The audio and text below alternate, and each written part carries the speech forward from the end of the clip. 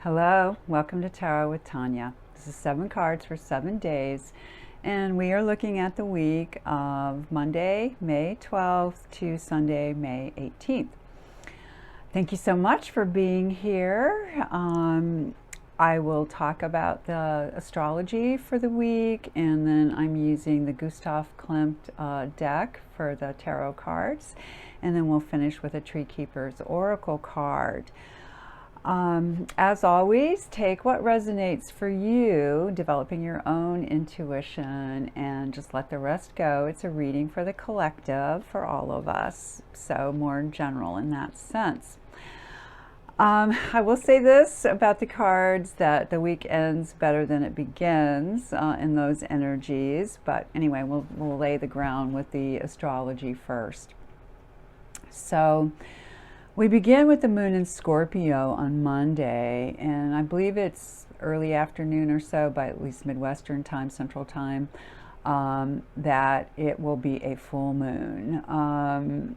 We'll end the week with the moon in Aquarius. So we go from a fixed feminine to a fixed masculine. We will have Sagittarius fire and Capricorn earth in between. But this day of the full moon, we also have that moon trining Saturn because it's in Pisces near the end of it, and same with the moon's north nodes. So some believe this could release some old trauma for us. So, you know, Scorpio's already, it's a very deep sign. Some say the deepest, certainly in the water. And very, very psychic, intuitive, and, you know, intense as well. So you put the full moon with that. You got a lot going on. So the energies could be pretty strong on Monday. Of course, that can spill over for maybe the day before, which was Mother's Day. And then, you know, into Monday, Tuesday, so forth. Also on Monday, with that big full moon in Scorpio, we have Mercury squaring Pluto. So that really adds to that whole thing as well. So this could push us toward pretty profound reflection. Mercury is quick and light, mercurial, right? And loves ideas and moving around, curious and so forth. Pluto is the really intense, deep one. It rules Scorpio. So it's a kind of day that we don't want to take anything also at face value. We want to do deep dives into things. We might have strong insights, again, the Pluto-Scorpio thing, into people and situations. It's a day where knowledge is power.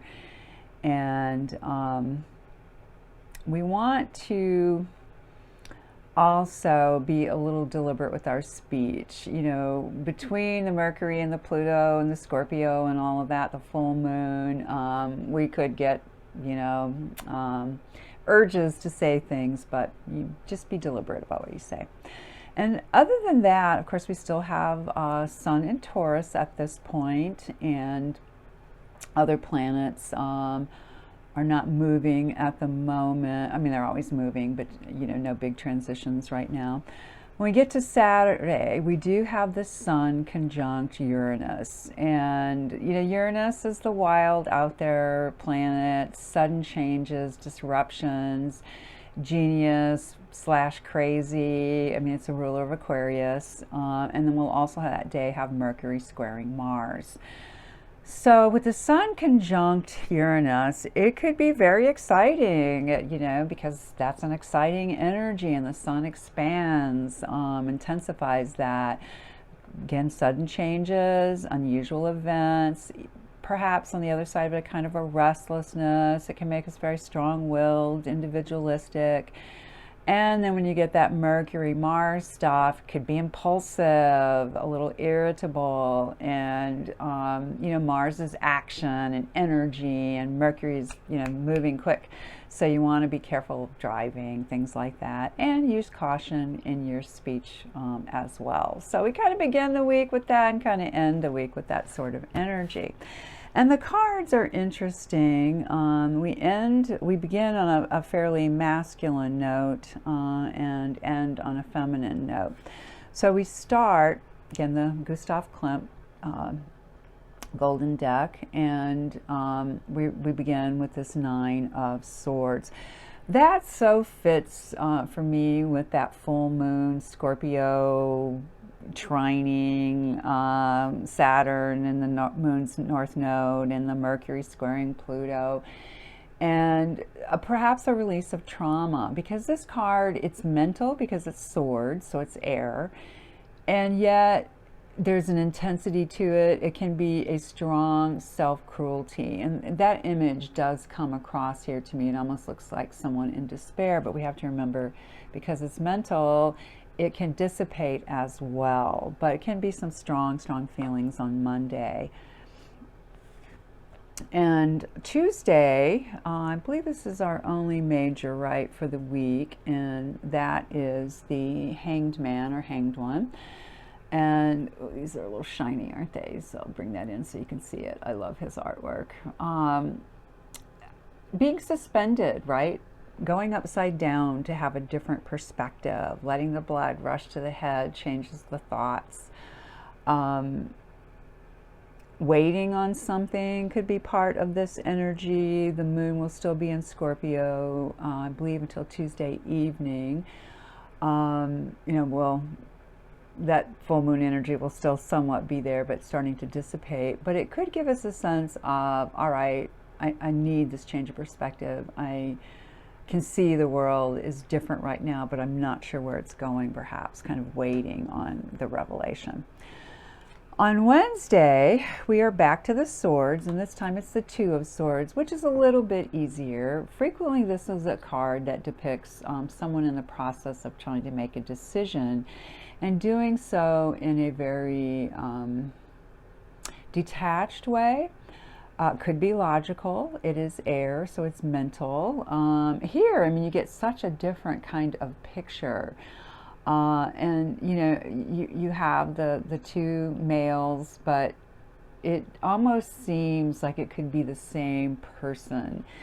Which way, you know, do I go with this energy? What is the outcome?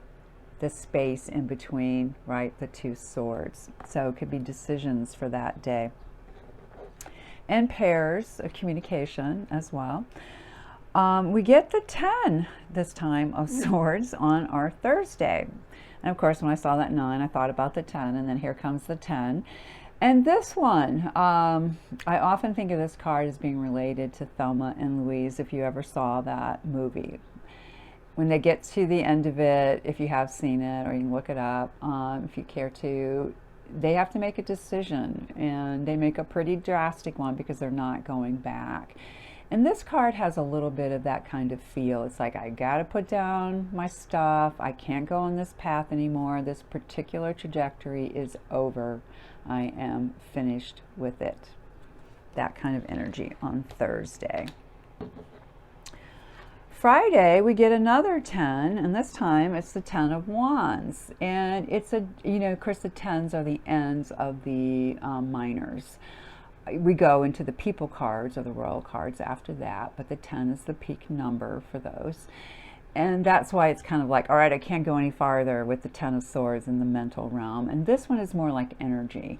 And putting down your burdens, saying, yep, I've done enough. My instinct says I need to rest now. I need to quit going this direction, at least temporarily, and just let stuff go. So both Thursday and Friday, we have some pretty strong, they're minors, they'll pass quickly, but some strong impetus to let some things go. And, you know, if we do have that trauma coming up early in the week, that makes a lot of sense. How can we let it go?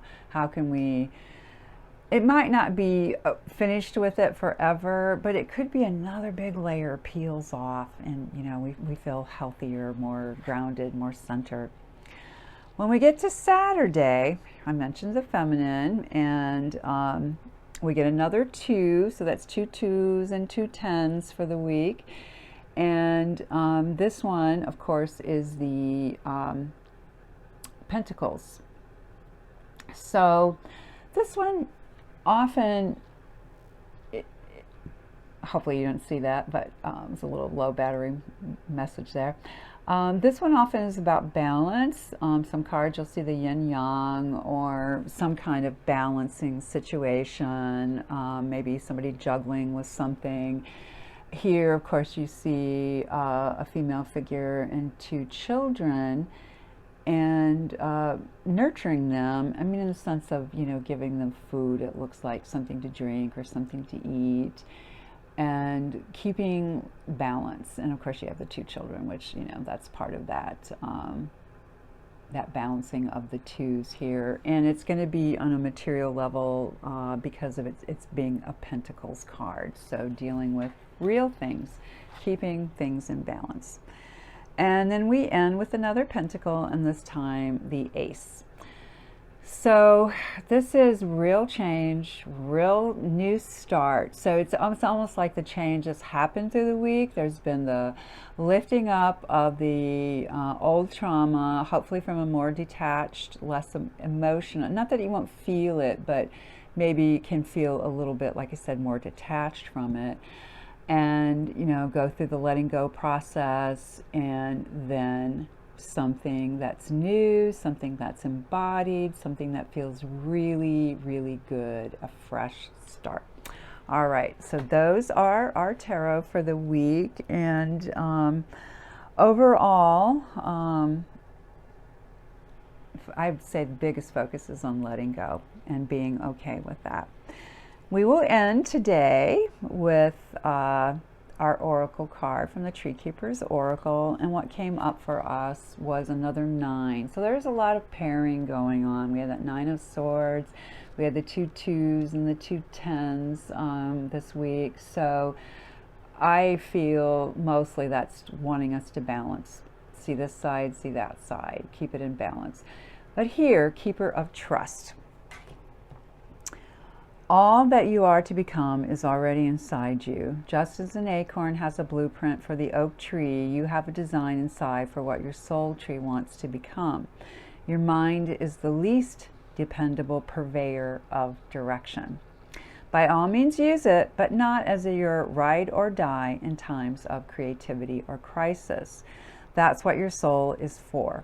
It contains the connection to your highest source and most authentic self. Trust it, trust yourself, trust the process. And I will say, you know, again, I'm just going to refer back to the cards one more time, that this to me, it's like, all right, I'm taking this moment, I'm suspending, I'm seeing things differently. I'm making some decisions after that. I'm seeing that, like, I'm mentally tired, I'm energetically tired, I need to let some stuff go, kind of lighten the load, and then balance and restart for the weekend. So, beloveds, I am wishing you the best week possible. Please like, share, subscribe. That would be wonderful. I so appreciate that. And if you're interested in a personal reading, please reach out. There's information below the video and at the end as well. And I'll see you again in 7 days.